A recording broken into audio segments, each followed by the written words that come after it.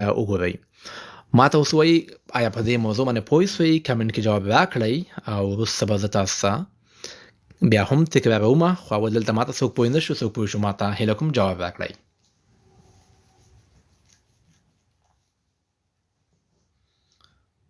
سمه ده، بیا به تکرار کړم.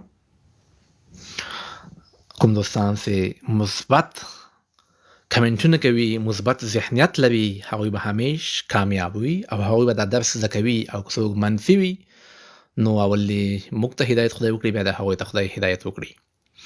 راځو بیا د یو دوست غوښتنه وکړه چې یو ځل بیا دا تکرار کړه، درته تکراروم.